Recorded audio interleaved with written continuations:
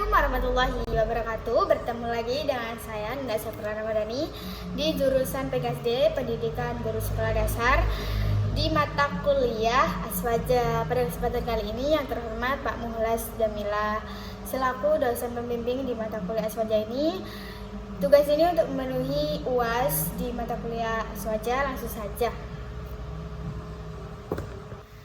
Dengan judul Pengabdian Kiai untuk Negeri, Kiai Haji Hasyim Asy'ari.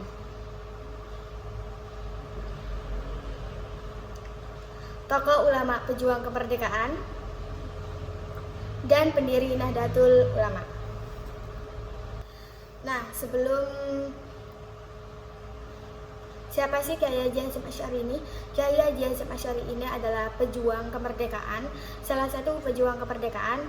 Tidak hanya dikenal sebagai pendiri Nahdlatul Ulama, tapi beliau adalah sebagai pejuang kemerdekaan dengan mengedepankan nilai-nilai Islam di dalam perjuangan penjajah. Ketika Indonesia dijajah oleh Jepang dan juga Belanda, peran ulama sangatlah penting. Dan salah satunya Kiai Haji Hasyim Asy'ari ini menjadi tokoh pergerakan dalam peperangan. Siapa sih Kiai Haji Hasyim Asy'ari ini? Beliau adalah Kiai Haji Muhammad Hasyim Asy'ari. Lahir pada tanggal 14 Februari 1800. Lahir pada 14 Februari 1871 di Jombang, Jawa Timur. Beliau adalah putra dari Kiai Asy'ari dan juga Nyai Halimah. Ayah beliau ini adalah pendiri Pondok Pesantren Keras yang berada di Jombang. Keras ini nama daerah. Sedangkan ibunya yaitu Nyai Halimah, beliau putri Kiai Usman, pendiri Pondok Pesantren Gedang. Beliau menuntut ilmu di berbagai Beliau menuntut ilmu di berbagai pesantren di Jawa dan salah satunya di Mekah juga, Mekah Al-Mukarramah selama beberapa tahun. Setelah itu beliau mendirikan Pondok Pesantren Tebu Ireng di tahun 1899 yang kini menjadi pusat pendidikan terbesar Islam di Jawa Timur. Nah, di mana aja Kiai Haji Hasyim Asy'ari ini menuntut ilmu? Yang pertama ada di Wonokoyo. Wonokoyo ini ada di Probolinggo. Wonokoyo Bangkalan, maaf. Ada di Wonokoyo Bangkalan, di Syekhona di Kiai Syekhona Khalil. Nah, itu salah satu menjadi muridnya. Pernah itu Kiai Haji Hasyim Asy'ari ini dituntut untuk belajar, tapi nggak bisa. Dan juga di Siwalan Panji itu ada di Probolinggo, itu pertama kali beliau menuntut ilmu keluar dari rumah beliau. Pertama kali pondok pesantren yang didatangi beliau. Nah, untuk yang kedua, Kiai Haji Hasyim Asy'ari ini juga seperti di awal, yaitu menuntut ilmu di Mekah Al-Mukarramah selama kurang lebih 7 tahun. Beliau juga pernah menjadi imam juga di Masjidil Haram. Dan untuk yang ketiga yaitu mendalami ilmu fikih, hadis dan juga tasawuf. Gitu. Selanjutnya, peran dalam dunia pendidikan. Apa sih peran Kiai Haji Hasyim Asy'ari ini di dalam dunia pendidikan? Salah satunya yaitu Kiai Haji Hasyim Asy'ari memiliki perhatian besar terhadap pendidikan umat Islam. Yang pertama karena beliau menjadi tokoh perjuangan kemerdekaan juga.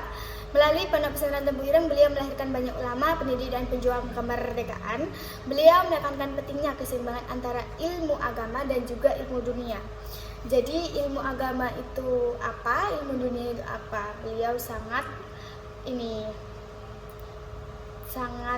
menegaskan tentang pentingnya keseimbangan antara duniawi dan juga akhirat.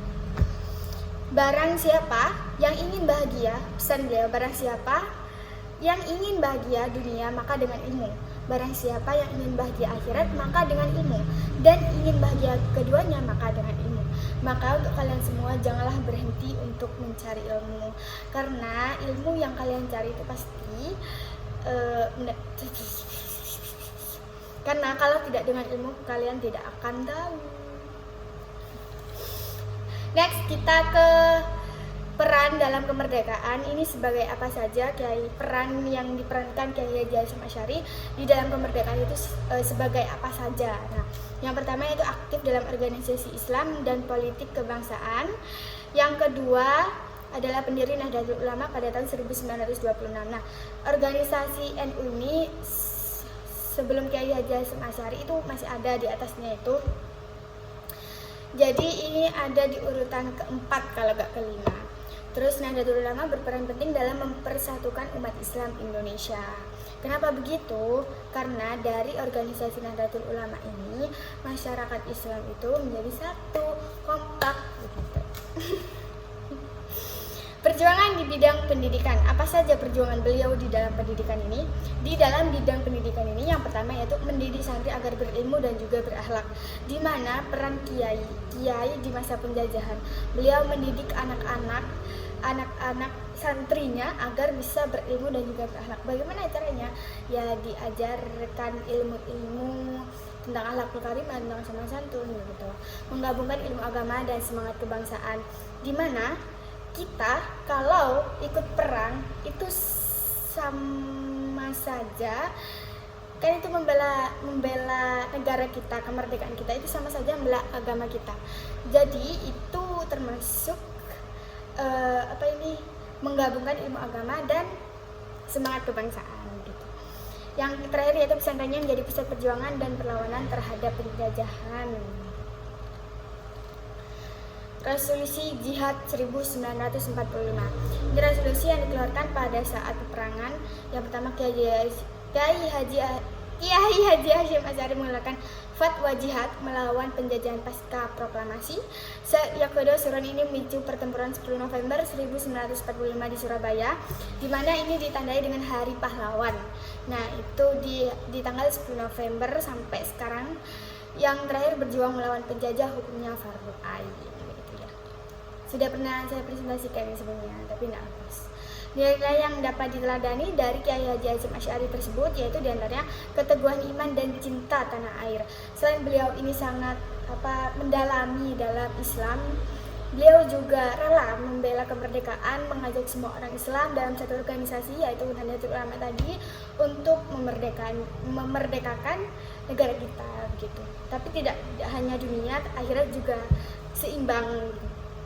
Yang kedua, kepemimpinan yang bijaksana, ya semangat belajar dan berjuang tanpa pamrih gitu.